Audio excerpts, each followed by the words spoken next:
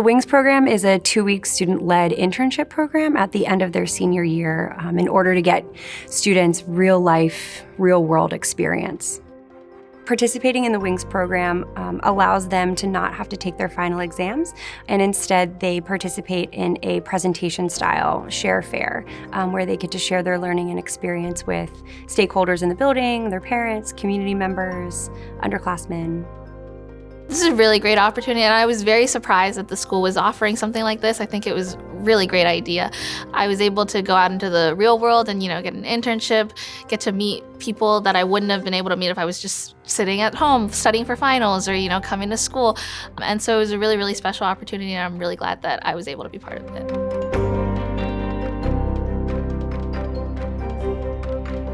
The outside forces from parents, from the community, from what we watch on TV is that students need to focus all their time and attention on their academics. They need to take a certain number of honors courses, a certain number of AP classes, and they get in that mindset, I have to do all that because that's what the friend next to me is doing.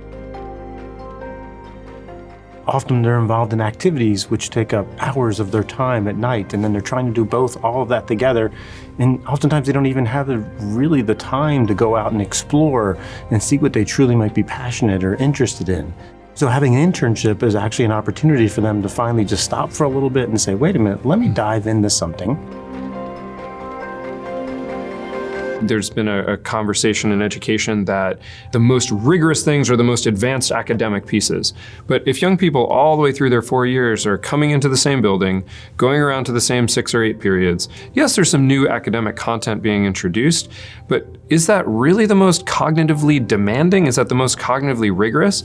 I would say that if a young person goes out into some entirely new environment where they're asked to take on a new set of skills, think about how to forge new different relationships, how to contribute in a truly authentically productive way in a new environment, in a novel space, that's about as cognitively demanding as any sort of course or textbook work that you're going to provide to them. It's taking them out of the 4 walls of a school and out of a desk and getting them into something that is real, that is applicable, that is hard, and that is scary. And they have to use all the skills that they've learned over the course of the 12 years in formalized education and put that to good use, hopefully in an area that interests them. If it doesn't interest them, then that's also a learning experience we've learned. What the kids can come up with and what they share out afterwards is amazing.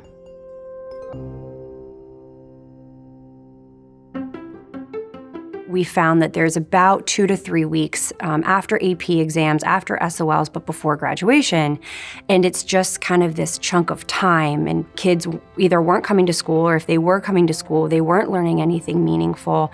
And it was just, what do we do with this? I mean, we started with nothing. We started with an idea and a vision, and we just worked and worked and worked. We looked at other schools in the county, what they were doing. We just kind of started to compile a framework and then started to fill in the gaps. How do we make this meaningful for them? What requirements, what expectations and boundaries do we need to, legally set for them and make sure that this is something that is meaningful for them, but also allowing them choice and allowing them the freedom to really get out of this experience what we want them to.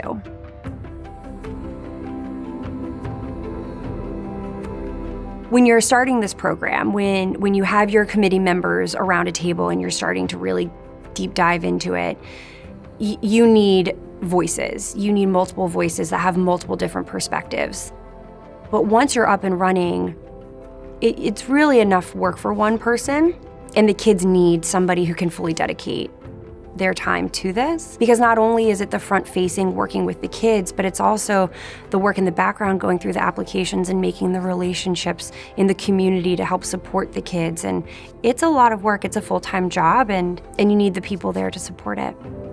You have to find people who are committed to it, but more so, you need to find people that believe in it. One of the things that I didn't anticipate was the amount of time and energy it took to go through the applications. That alone would take up hours of my time to make sure everything was filled out, everything had all the signatures that it needed. So one thing that really helped us was really streamlining everything through Google Classroom. A lot of the logistical things were really tricky, but it's part of the learning process. We got up in front of all of the seniors and say, hey, we had this opportunity. In fact, not only do we have this opportunity for you, we're going to tell you for this, you do this for 2 weeks and you won't even have to take your final exams. We think that this experience will be so valuable for you. And I think most of the students were kind of like, wait a minute, what's the catch here? Now, there's something that's too good to be true. So a smaller number of students actually selected to do it that first year because I think they weren't really sure what this was going to be. They're comfortable with, they can get good grades, they can pass those exams at the end of the year, they know the school process, but this was just something completely different for them. Honestly, I mean, I think a small part of it was the whole promise of no final exams. I was like, you know, that sounds pretty good. But also, I think some part of me was excited by the whole, like, unknown of it all. Like, you know, it was completely different from anything I'd ever done. So I was like, there's got to be some good in this for me. Like, if I take this step, it can only be a growing experience. Get them excited about it from freshman year. Like, this is something you guys should be looking forward to. Whether it's having the upperclassmen talk about their experiences or through like the exhibition, allowing other students to come in. I remember we had other classes come in and talking to us too. That was awesome. Just get them excited. And it really is an awesome experience. The second year, we had 92 students who participated, and then this year we have 287 who are interested in participating in the program. So although we started small, I feel like we've grown tremendously in 3 years, and it's overwhelming in the best way. The initial pushback from the teachers were, what do you mean they're not having to take a test? They were only looking at their content that teachers take ownership over, and how are we going to measure what kids have learned instead of how can we make learning meaningful. As our school culture has shifted, now we're really questioning, are kids learning anything from a test anyways?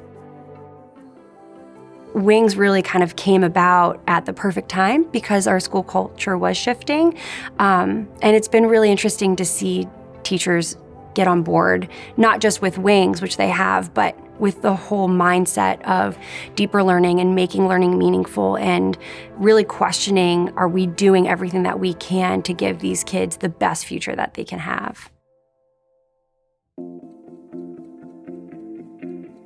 We really introduce it in September, so a few weeks after kids get back to school, and we just have a big interest meeting.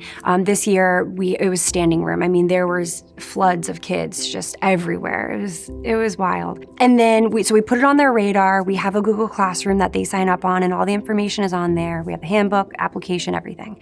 And then we just kind of leave it, and we say we're going to pick back up on this in January because they have college apps, and they're seniors, and everything is new and crazy and wild. So starting back up in January, we hold another meeting, and this is more the nitty-gritty. These are really the requirements. These are the expectations. This is kind of where you need to start thinking about applying or reaching out to internships or talking to people.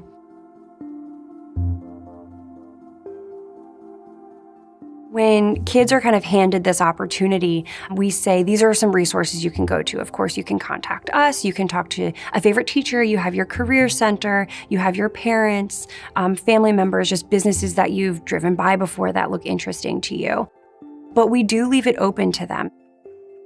What I really loved was kind of the unknown, kind of the mystery of being able to choose whatever internship we wanted. It was definitely scary, like, what should I do? But that's kind of real world stuff, you know? Like, you're going into college or whatever your next step is, you have so many options available to you.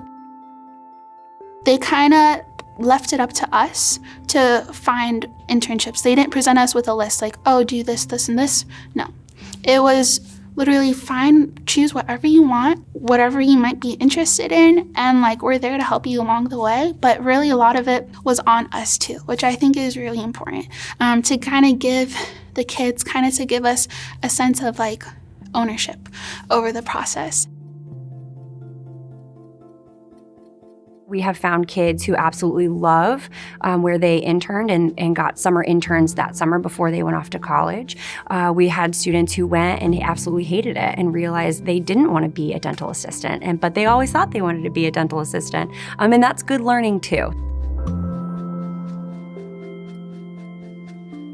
One thing that we like to do for all of our students who are participating is give them a staff sponsor. So somebody in the building, it doesn't have to be a teacher. It can be a librarian, it could be a custodian, it could be a department chair, it could be anybody. And that's really their point person, so that if a student is like, I just can't figure out where to go or what I want to do or how to reach out, that's really their mentor, somebody in the building to help them with that process of reaching out.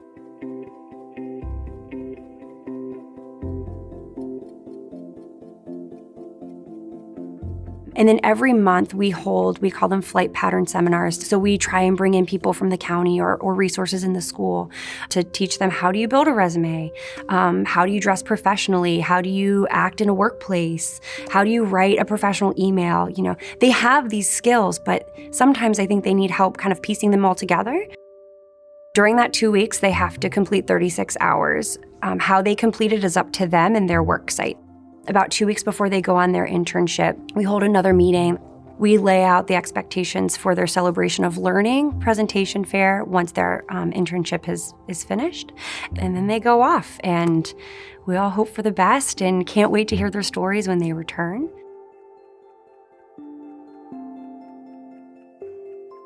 I worked at the University of North America, and I was a tutor for international students there for English. I worked with the Virginia Outdoors Foundation, and I interned as a park ranger. The project was actually based on my science fair that I did throughout high school. What I gained the most was like the ability to articulate and express myself better and just being able to connect with other people honestly and, genuinely. So it was really cool because I got to tie what I was learning and what I was researching through my science fair project into like the Wings experience. What I learned from my internship was just patience, because the kids, it was a second grade classroom that I was assisting in, and the kids, they were very young, very energetic.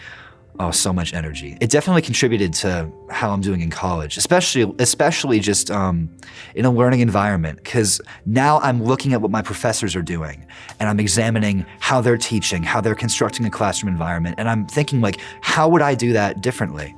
And I think that's an ability that I really learned during my internship as well.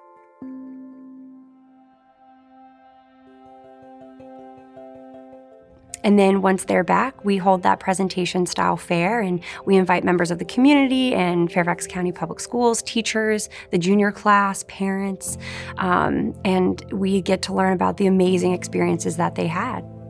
It's set up just like a science fair and art fair. That's usually what I tell the kids so they can envision what it looks like. A lot of times they come with like your good old trifold, which I love. Sometimes they have a PowerPoint presentation. Last year, we put in the requirement that they have to bring an artifact from their internship.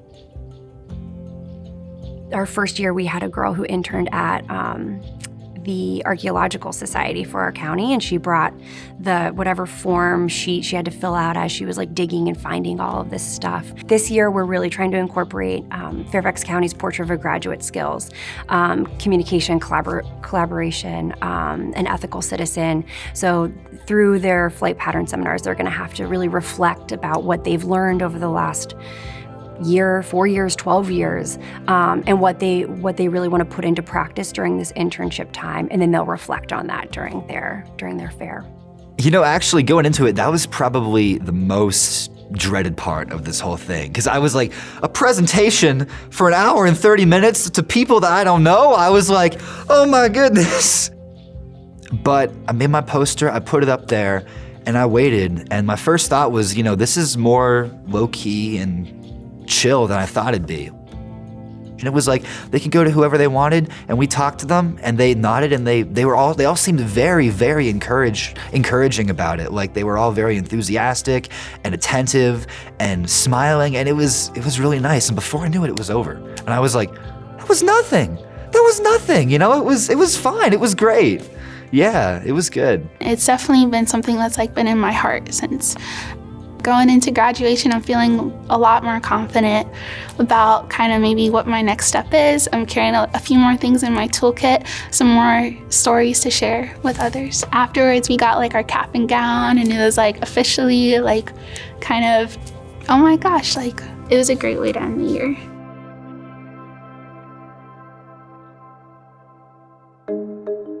I think my first piece of advice is keep the kids in mind. They're always the focal point, right? And all of our decisions should be made for their best interest. I guess my second piece of advice would be make sure that you dedicate the time and the resources to the program.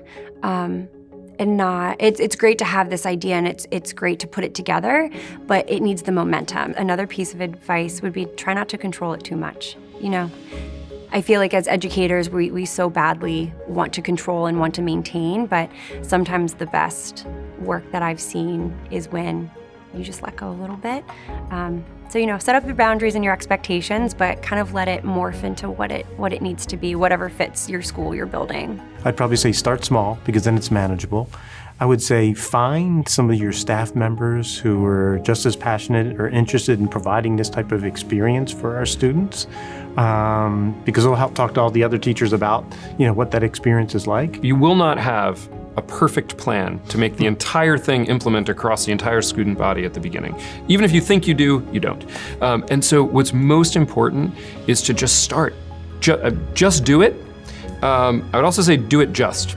And what I mean by that is if you only make it available to your top high flyer students or who you perceive to be your top high flyer students, you're not going to be conferring that benefit across some of the kids who might really need it the most. So think about not just the kids who are experiencing success, but maybe some of the kids who have not experienced success. This could be the very opportunity that enables them to shine in a different kind of environment. Parents have been on board. They've been phenomenal. I get a lot of, I wish I did this in high school. I'm so happy my kid has this opportunity. I can't imagine the opportunities that are going to come from them doing this. I've had parents reach out and say, here's my contact information. If a kid wants to work at my location, like please share it with them. Oh, it was phenomenal. The environment was just it was like nothing else I'd ever done. And coming out of it, I just felt so much more sure about what I wanted to do with my life and just the kind of environment that I felt comfortable working in. And it was as amazing as it could have been, I think. I think I want to do something with education now. I think it really encouraged me to pursue something like that. Maybe not right away, but sometime later in my life, I found I really have a passion for helping other people. Yeah.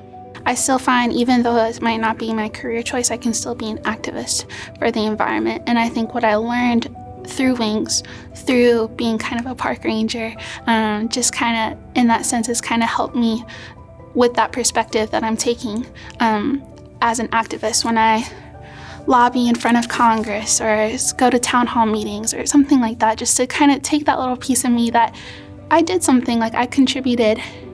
Even it might be like one small thing, like I did something important.